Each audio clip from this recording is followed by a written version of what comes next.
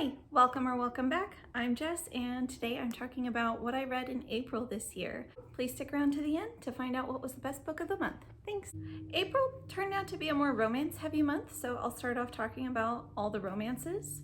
First up, we have Elizabeth Hoyt's Duke of Midnight. He was basically Batman. Literally, he saw his parents murdered as a child in a dark alley coming home from a night of theater. So yeah, and then he started doing like parkour and stuff in historical like Regency London. So good time.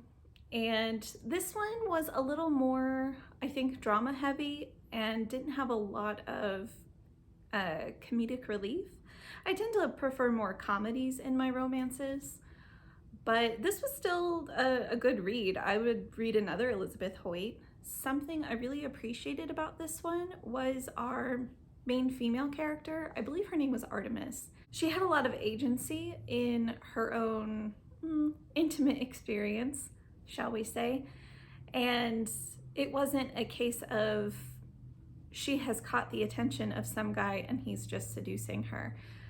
She was much more of an equal in their relationship.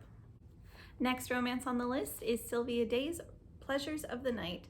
This ended up being a DNF for me, but I think the writing quality was good. I just was not up for a paranormal romance.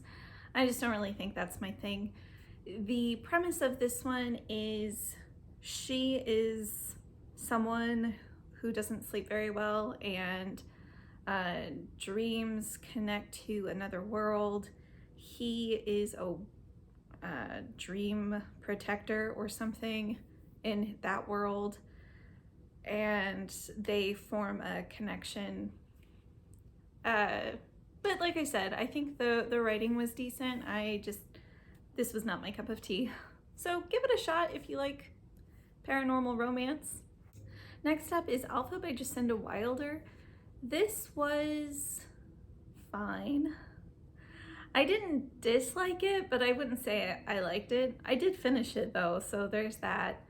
This follows a young woman who she starts receiving a significant amount of money as well as letters in the mail, and she uses the money to fulfill all her financial obligations. A year later, she is invited to come live with the person who sent her the money and the letters. If she does not live with him, then she will have to pay back the money.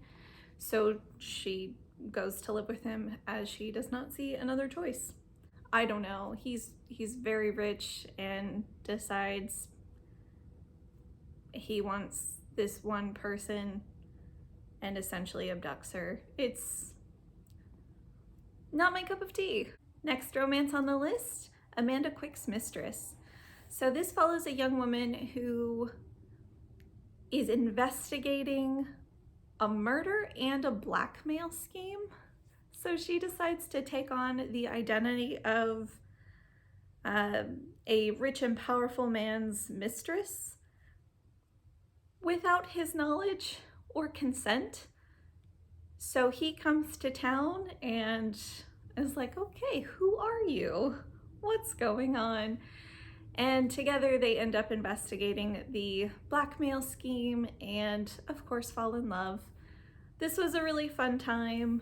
I have probably read this one 3 or 4 times by now. When I'm in the mood for a romance, this is always a good one to pick up. Okay, last romance of April was The Paid Companion by Amanda Quick. I really like how Amanda Quick blends comedy and romance together. So this one, the male lead in the prologue has been jilted. And when he finds out that his fiance has run away, he says to the room at large that the next time he gets married, he will just hire his bride from an agency that supplies paid companions or governesses, because she would be suitably grateful to have his attention, whereas his fiance ran away. She was very ungrateful. Well, Then he later does go to an agency to find a woman to pretend to be his wife, well, his fiance, and he ends up hiring a paid companion, and her job is to pretend to be his fiance, but also to make sure no one finds out that she is a paid companion. Comedy, of course, ensues. They fall in love.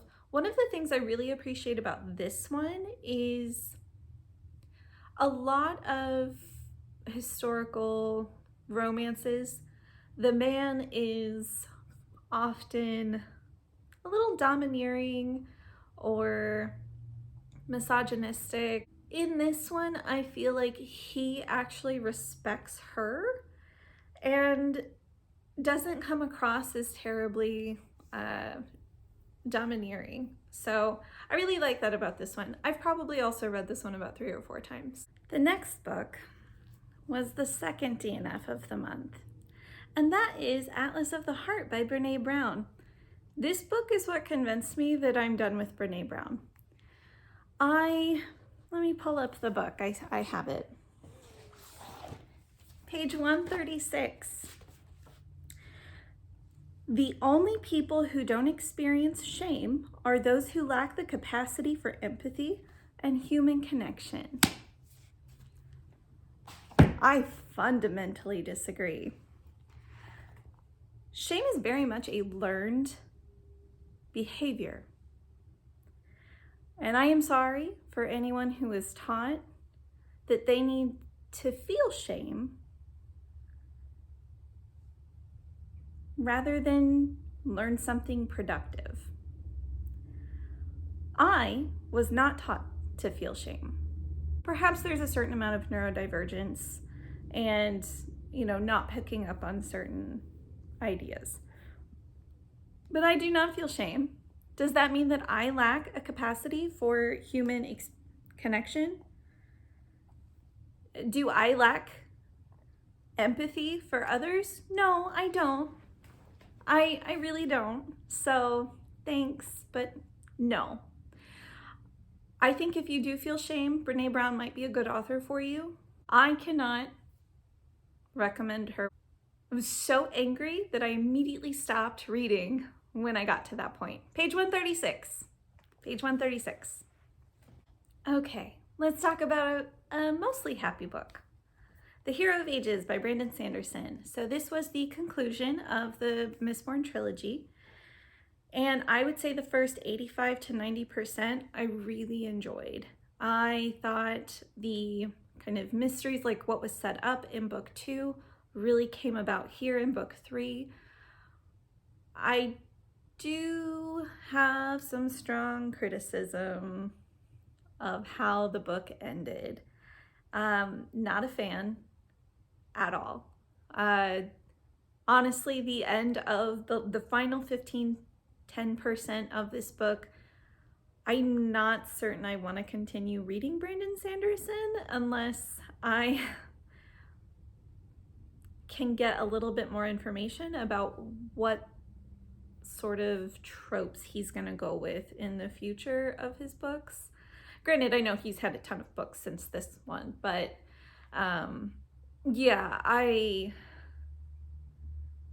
this is very unpleasant, and it was a little bit shocking. I didn't expect it to go quite the way it went.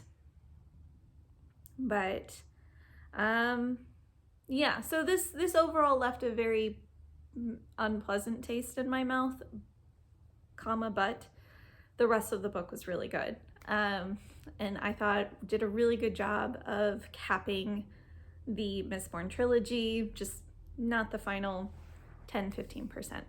For a reading experience of unqualified delight, volumes 2 and 3 of Spy Family, Tatsuya Endo. So our family is just coming together. They're really bonding more. Our spy is becoming a little more flexible in what he considers success of his family unit. Our little telepath is falling in love with her parents, and just everything is is so sweet and charming and continues to be wonderful. I am on hold right now with my library for volume 4. I might actually end up purchasing these. They're just so much fun. For a very interesting book, and I will read this author some more. Lesley Krueger's Time Squared. This follows a woman through many time periods, but there are similar events happening, but as the story's being told, it's being told very linearly. So it's almost like part A is happening here, part B is happening immediately after, but part B is actually, you know, a decade or so into the future. It was interesting, and I really liked the end. Very kind. It was a kind end. Oh, that's sweet. Our character at some point starts to kind of feel like there's a little deja vu happening, and she's not sure what to do with that information. By the end, she figures it out, and I didn't know this was going quite where it was going, so I also really appreciated that. A lot of books, you know, follow certain tropes or follow along a certain path. It's very easy to predict where it's going. And maybe another person would find this one a lot more predictable than I did, but I really enjoyed just how this one unfolded. So I definitely think this one is well worth a read.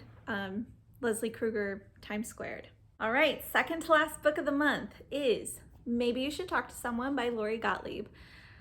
This one is a very close runner-up to Best Book of the Month. This is a nonfiction. A therapist, Lori Gottlieb, is relating a time in her life of pretty massive change. It starts out, the trigger is she and her boyfriend have broken up, and she's not coping well with it. So she decides to start seeing a therapist, and so the story continues through her going to therapy as well as being a therapist for others.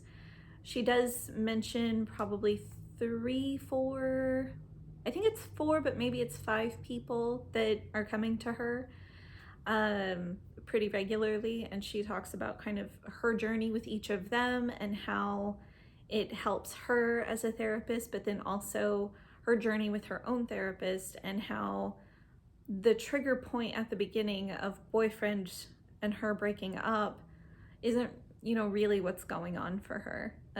Like, a breakup can be traumatic, certainly, but she had a lot of other stuff going on, and she wasn't really facing that or addressing it. So this one did really surprise me with some tears at the end. It was really sweet, but sad. I think what this one really highlights for me is that you have your trigger event, but there's probably a lot kind of underneath the surface. Your trigger is basically that tip of the iceberg, and everything else is below the surface, and it's important to address what's below the surface. All right, last book of the month and best book of the month, The Wife Between Us by Greer, Hendricks, and Sarah Pekkanen. Suspense thriller, which I don't read too many of, but I think it was an excellent example of this genre being done very well.